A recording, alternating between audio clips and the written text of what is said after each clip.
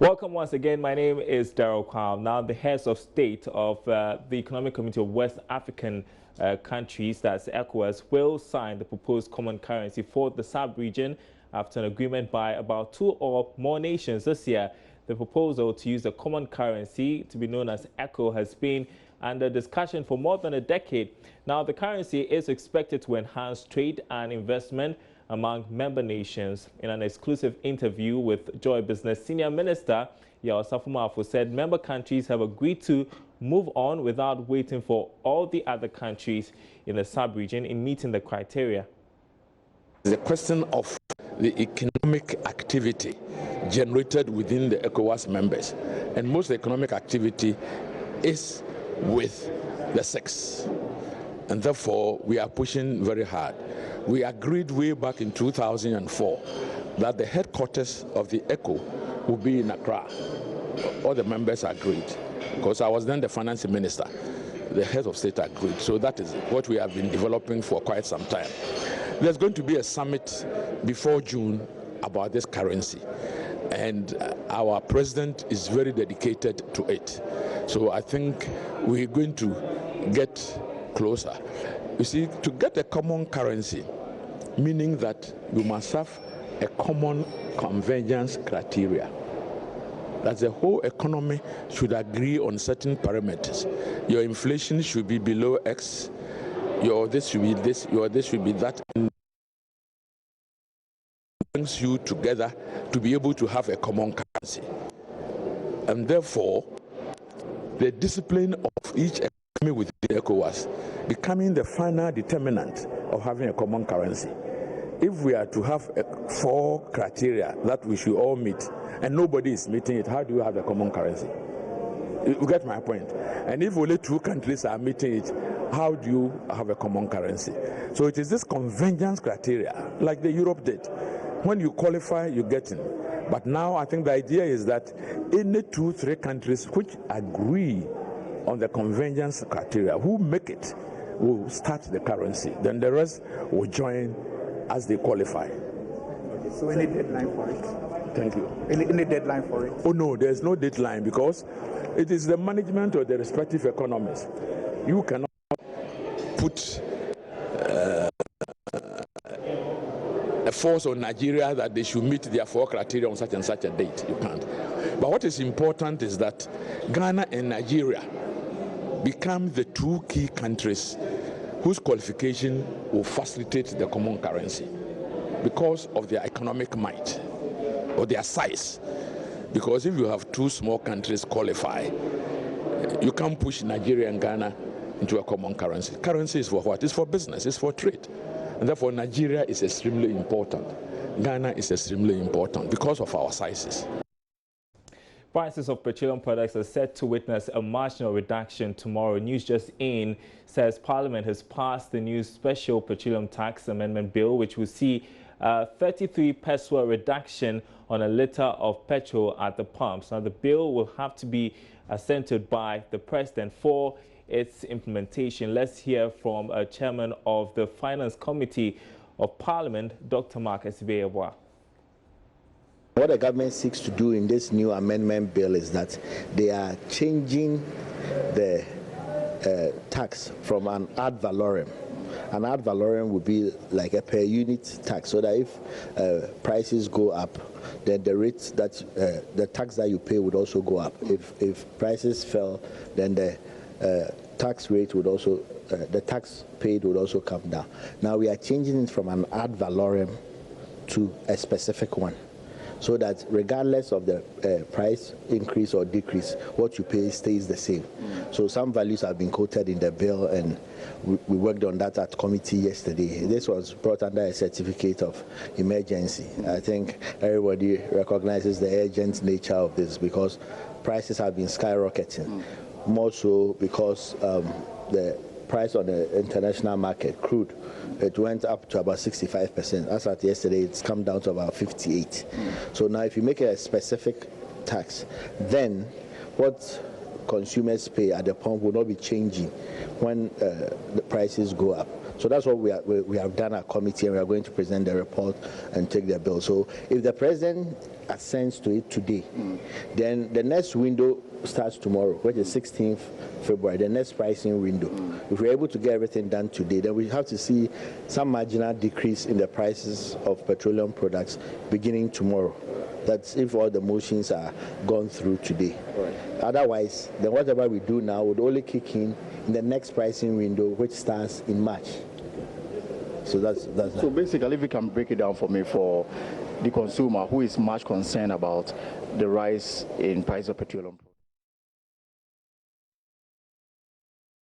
Well, let's get some more perspective to this. Earlier, principal researcher of the Institute of Energy Security, that is Richmond Roxton, said government could have done better than the 2% reduction in the special petroleum tax. Now, he noted that making it a specific tax would not also make any significant impact on prices. He spoke earlier on the marketplace to host Emmanuel Abuajiri-Afe.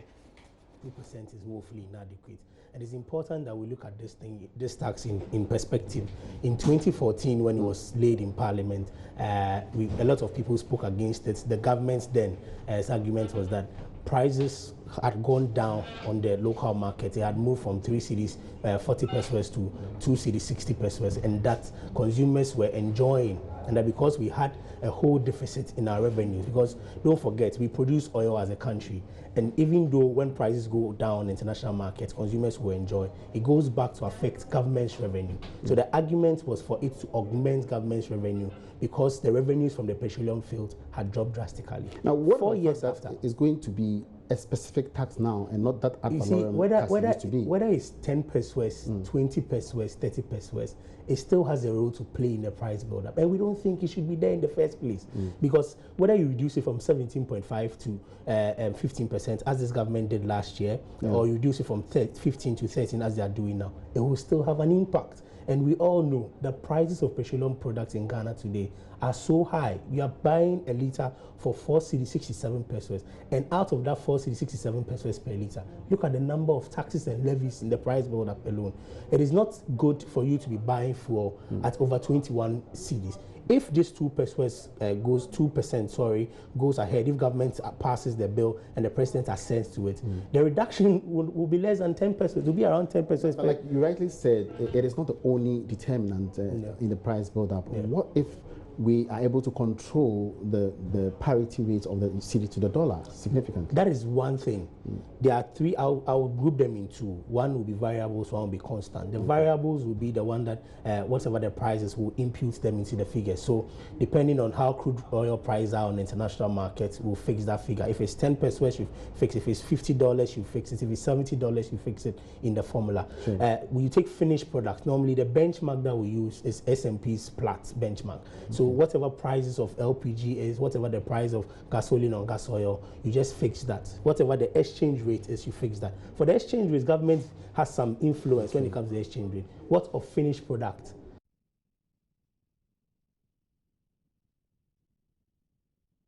Well, in other news tonight, a managing director of Tullow Oil, Charles Darko, is retiring from the company. This is information we are gleaning from a statement issued by the company a while ago. Joining me in studio is Joy Business Assistant Editor JoyNews, who has been reading through the statement. Give us a brief background to Charles Darko, who he is and what kind of impact he's made in Tullow. Well, so Darl, in 2013, this engineer with actually Gridco was appointed the first Ghanaian MD of Tullow since he started doing business here in Ghana. Been there since 2013 to now. This announcement has been made that he is actually retiring, and that is what we actually getting from Tullow.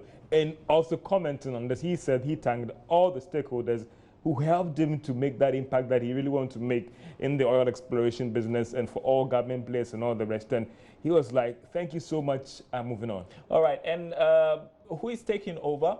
So, you know the former chief executive of VRE, that is Kwekwa Wachi. He is the current board chair of VRE. He's also the board chairman of the multimedia group, and he's moving there as the new MD of Tullow Oil Ghana. No doubt he's got experience. What contribution do you think he's going to be making? Tullow itself in the statement admitted that Mr. Awachi has a lot of experience in the energy industry, having worked in several firms as a consultant, moving to VRA, and therefore they expect to bring that experience, that grounding, that understanding in the sector to help grow Tullow or move Tullow forward. Don't forget, Tullow is moving on to another page where they've actually passed this 8 laws ruling, and they are hoping that more explorations as well, as they also explore other new areas in the country's oil fields, and therefore they believe that this is the person that they need to move Tullow to a different page. Do we know when this takes effect? It looks like it's taking effect right now. What we understand now that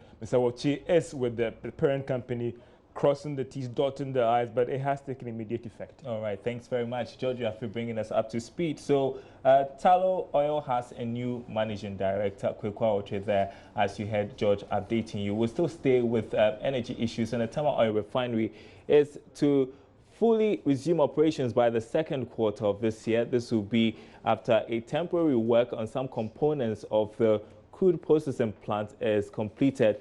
Now, Managing Director of TOR, Isaac Osei, disclosed that the company currently refines primary products for the market. He spoke to Joy Business on the sidelines of the Britain Infrastructure Forum 2018 in Accra. Well, I think there's a lot of work already being done upstream, following the decision regarding the boundary dispute with Côte d'Ivoire. So there's a lot of work, and there's a lot of interest by international companies in a lot of investments flowing our way. The recent agreement signed by BP, I'm quite sure will be followed by other majors, coming in to work in our country. And then also, because of the find, it also provides us with opportunities upstream. One, to refine our own crude oil in country in order to gain the advantage of transport cost savings. That is something which I think operators in the industry will look at. The whole idea of a hub in the Western region also means that we do have to look for storage infrastructure for the entire country to serve not just our own economy but also the West African sub-region. So it's all back to full operations? TOR is not full operations, but TOR is producing diesel and gasoline, which...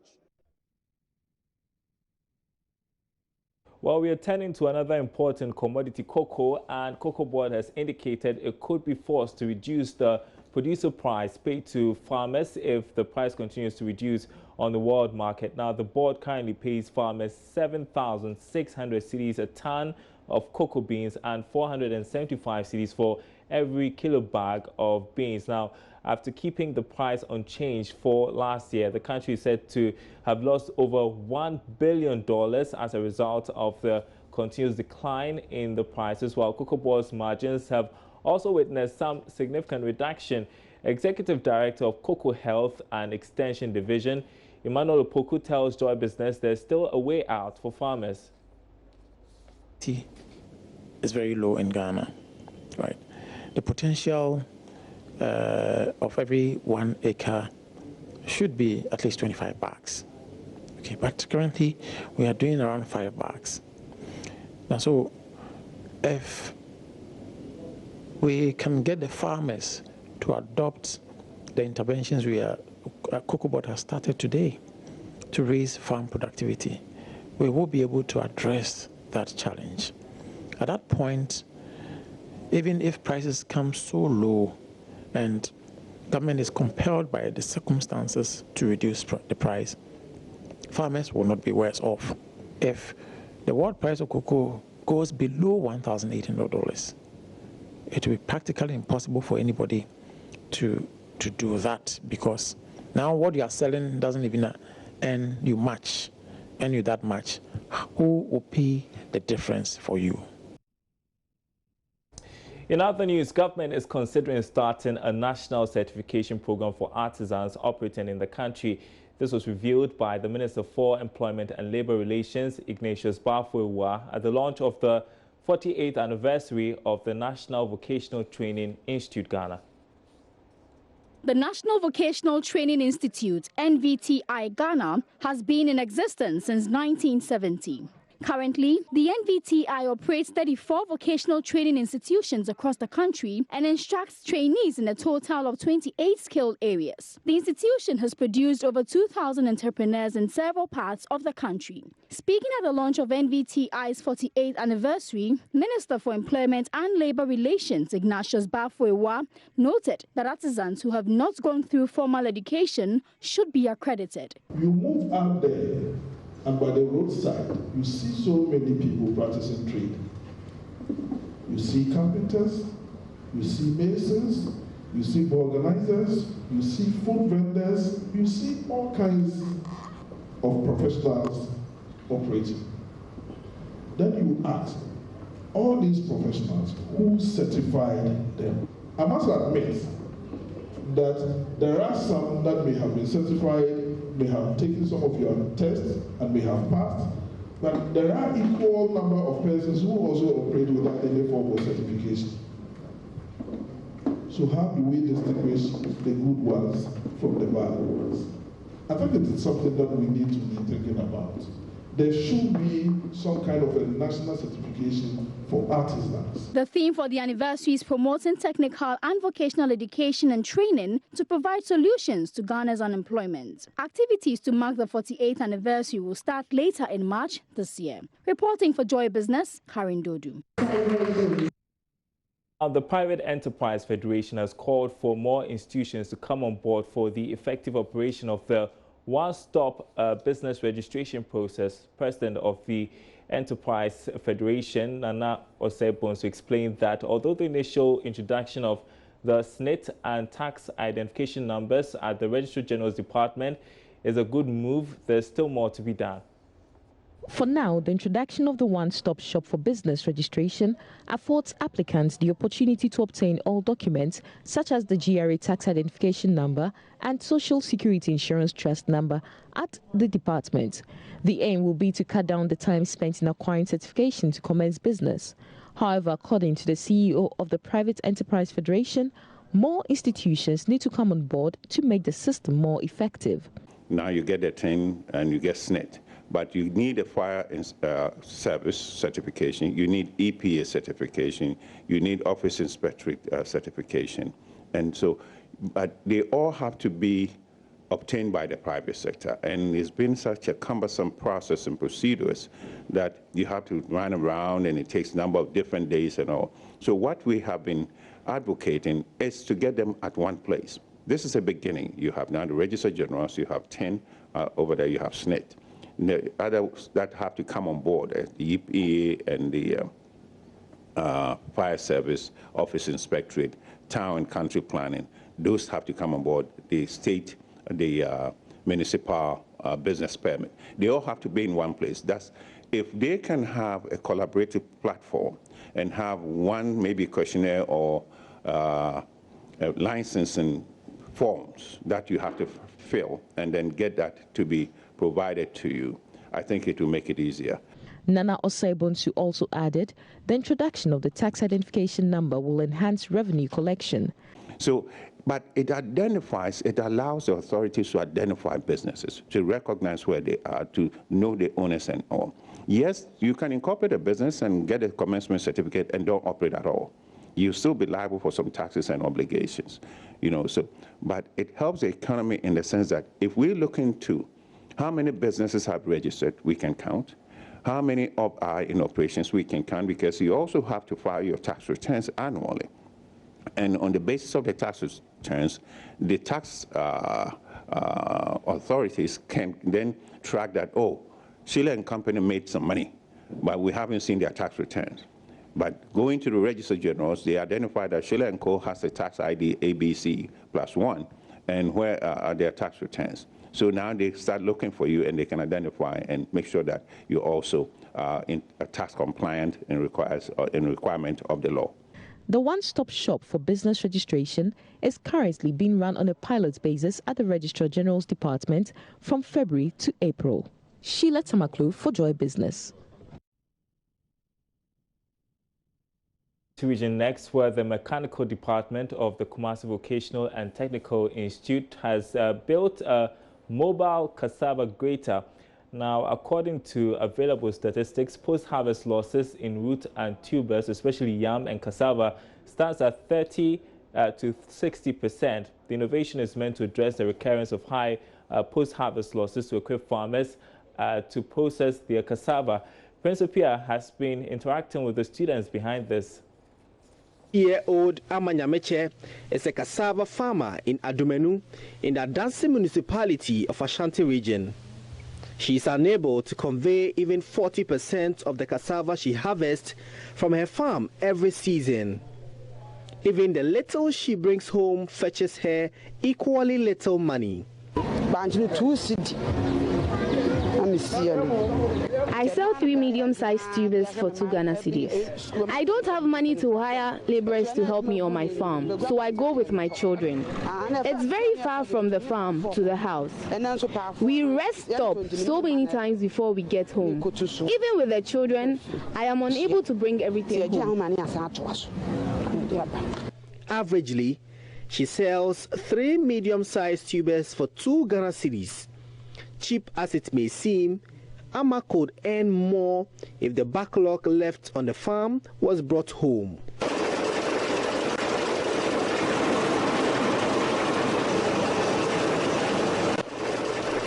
This is a cassava grater. It is unique and different from the one already in the market because of its mobility. It is also produced from local materials. So we decided that why don't we do something in the form of a mobile so that the person can carry it to the farm and then do everything over there and come out with the actual product, not in a raw state. So we sit and consider a whole lot of things. The things shouldn't be too heavy. It should be something that anyone can carry it, even women or even children can carry it. And then we came out with this idea that it should be in the form of a wheelbarrow, which will not need much energy to push it. And then also get an engine which is less, consume fuel very less. Peter Claver de Lawrence is head of mechanical department of the school. This grater is designed to help farmers like Amanyameche to reduce large quantities of cassava often left rot on the farm. The adjuster, if you want the cassava to be soft, you adjust the adjuster to the teeth. If you don't want it to be soft, you just adjust it to the back. Christian Eji Coleman is one of the student trainee brains behind the technology. 5 city petrol can able to grate 5 sacks of cassava. To improve the technology, the team is exploring ways to make it possible for farmers to use waste produce to power it. We are going to change the petrol engine to biogas, where the farmer can use the peeling of the cassava to put into his biogas digester. As it digests and then form the gas, the only thing that the farmer will do is fill the tank with gas and then he or she can run with it. Eunice Achekon Ajay lectures at Kwame Nkrumah University of Science and Technology Mechanical Engineering Department. She suggests collaboration with KNUST to fine-tune the innovation. Also, we need to package it properly. If we take it just on site, the issue of just the transportation is not adequate enough to convince farmers to patronize it. Richard Adojemfe is manager of KVTI. So our next move is to contact the farmers, the Cassava Farmers Association, and those who are into cassava processing, right? So we are trying to identify some of these groups. Then we will discuss or sell this idea to them. Prince Apia reporting. Some great innovation there. Hope it gets the needed push. That's it from us for Business Live. Thanks for watching. There's more news on our website, myjoyonline.com/business. My name is Darryl Kyle. See you same time tomorrow.